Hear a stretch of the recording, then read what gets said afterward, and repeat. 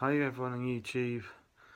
I wasn't going to make another video tonight because I already made videos today, but I've just checked my emails and I've got a message of Aaron, an email. Aaron Johns. Yeah, he's put hope you have a nice holiday next month. Kiss kiss. I'm like, why has he put that for? It must be because he's trying to get my good books again. I thought it would stress me out because when I used to get messages off him, it used to really stress me out because I always used to have loads of problems off him at the same time. But maybe because maybe because I haven't seen him for just over 2 months, I didn't really feel anything. I didn't really feel anything when I read the message. I was a bit surprised, but that's about it. Yeah.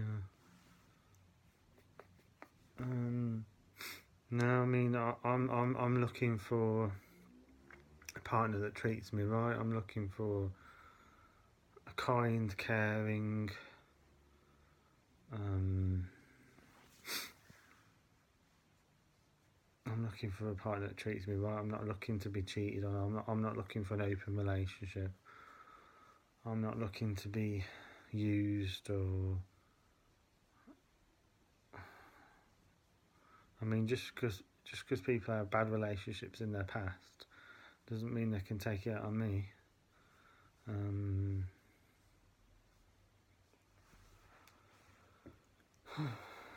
Yeah. Have you seen my cup?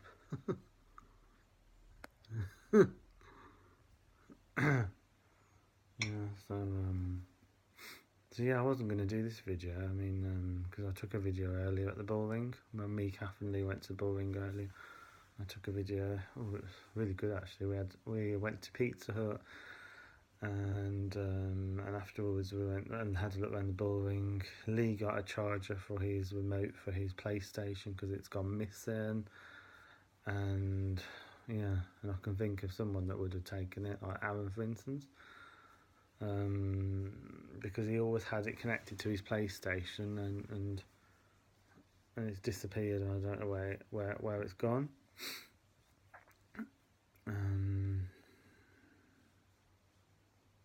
Yeah.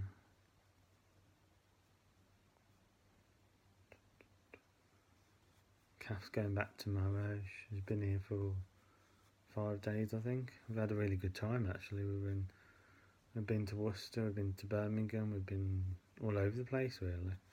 We went to. Oh no, we didn't get to Redditch. We were going to get to Redditch today, but we didn't because neither of us wanted to, and we both said that if we saw Aaron, I says if I see him, I feel like strangling him. All the stresses put me through. And Kath says that she'd feel like punching him once. She said if she's seen him. So Kath's quite annoyed as well. She's like if I see him, I'm going to punch him one. God bless her. So yeah, I'm a bit shocked. Well, I thought he'd be messaging me after so long. I thought eventually he'll start messaging me because but he's put me through so much shit in the past. He's cheated on me numerous times. He's given me sleepless nights. I wake up in a rage with him. I feel like I want to kill him. I mean, this morning I woke up at 6 in the morning, and for about an hour I could hardly move. I felt like I just wanted to. I was like in and out of sleep. I don't know if it was an anxiety attack or it felt like rage. It felt like pure rage was running through me. I felt like I wanted to kill him, and this went on for like my nail varnish. You see, and this went on for about an hour or so, and I couldn't even get out of bed. I felt like I couldn't move. It was horrible. And then it went after about an hour or so, and I got up and I was right, but it was really horrible. I just felt like I wanted to kill him, and it went on for about an hour, as I say, and I was tossing and turning. No, actually, I don't know if I could move. I didn't feel like I could hardly move. I was trying to get up, but I was trying to go back to sleep at the same time.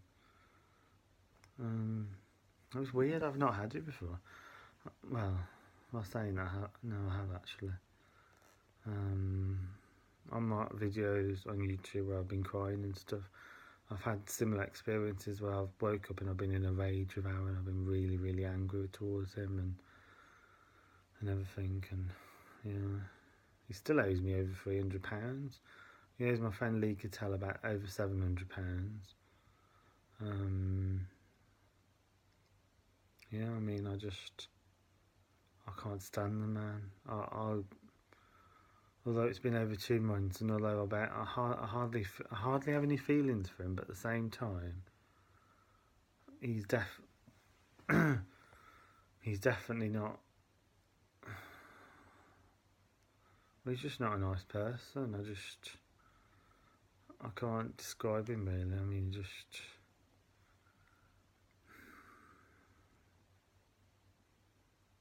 I mean, on the surface, he comes across as nice. You know, he comes across as nice and sweet and everything. And then you scratch the surface and he's horrible. He's like this demon or something. He's like he wants to destroy everything. He wants to destroy my life. He wants to destroy my friend's life, or I don't know. I mean, Lee's lost more money now because he can't have the dog because his social workers told him it would be took off him if he has it. So he's lost his deposit on the puppy. Aaron used Lee's credit card to put the deposit down for the puppy. And now Lee's lost over £100 deposit for the puppy. And it's just really sad that, I don't know, he makes it worse for himself more than anyone else, because it affects me for a few months. I'll give him that. He's upset. Well, when I was with him, he upset me for at least a year. Ever since the end of 2014, I've been up and down. Even in Brighton, he said in the middle of the night, "Oh, I'm gonna go," and then I had to get Kath to calm him down. And it's been so many different experiences where he says, "Oh, I'm gonna leave you," and this, that, and the other, and it just made my nerves like really bad. Like,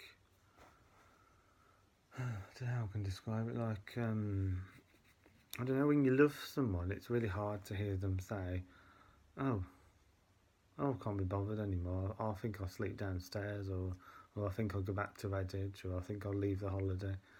It's really hard when you really truly love someone. That is really hard to hear. And it gave me panic attacks. It gave me bad depression. I remember in Brighton,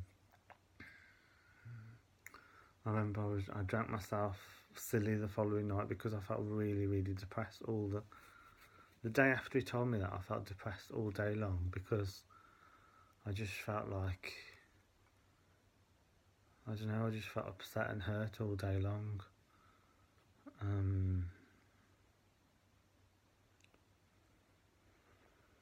Yeah, I don't know.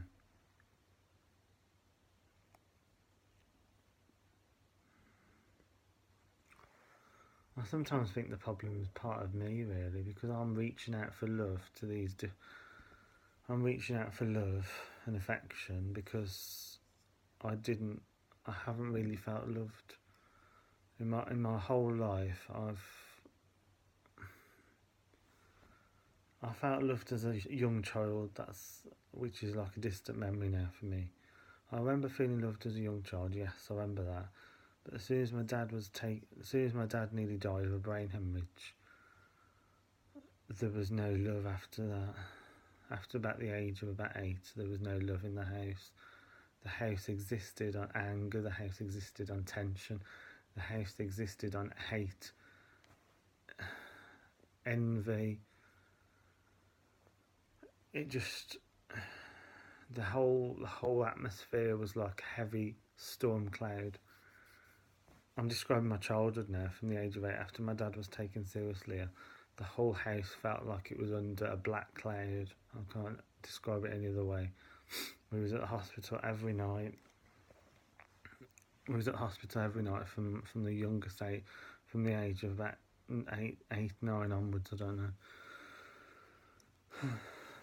And I remember feeling like I wanted to kill myself. I remember feeling like I wanted to die. This is from the age of about 8 onwards. I'm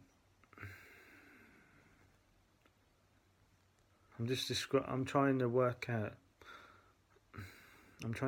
why I feel the need to look for love all the time. You know, even when I'm not with Aaron, I still feel like I need to look for love.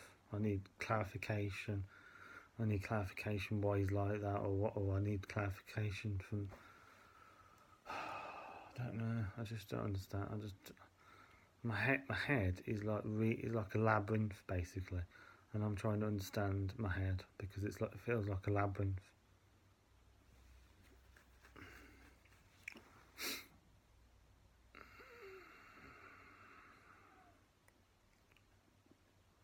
I remember just feeling like there was nothing to live for. I remember feeling that I wanted to die. Through all my teenage years, and even before I was a teenager, I felt like I wanted to die. I felt that was the only way out.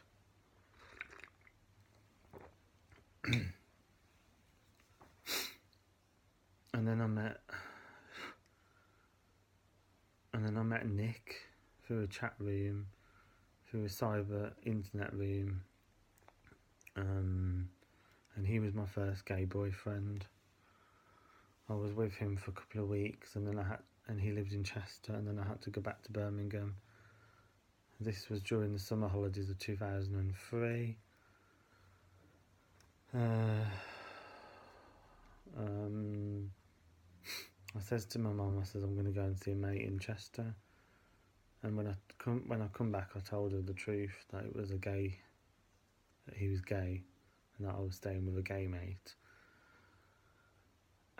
She was shocked, but she weren't nasty to me or anything. She was just, you know, she listened and heard what I said and that, but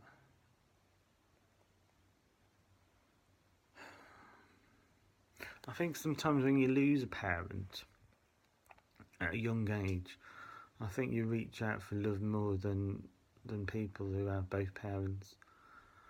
I think for me, I've reached out throughout my whole life for love, to felt loved, to felt worthwhile, and to. I'm trying not to cry now, because there's some painful memories that I'm talking about, and it's quite painful. It feels very painful.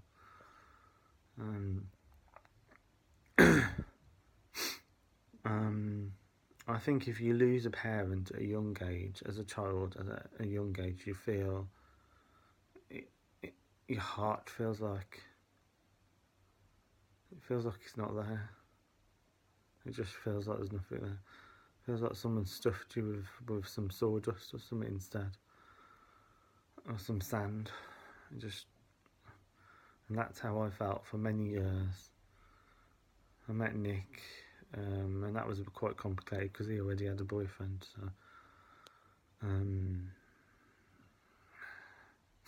So I met Nick, and I was with Nick for some time, and then I left Nick. No, I didn't leave Nick. No, I had to go back to Birmingham because I had college. So I was with Nick a few weeks, and I went back to Birmingham because I was at a QAC college at the time. And then I met Lee, and that went quite well for a while until I met two gay friends called Steve, and I think the other one might have been called Richard.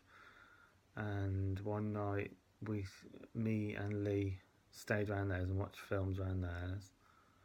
I think Lee was only 19 at the time, and I was only 22, 23 at the time.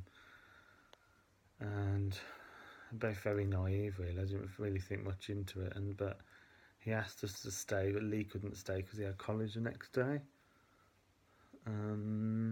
I stayed. I slept in their bed, and basically, Steve, when Richard went to work the following early in the morning, Steve basically fucked me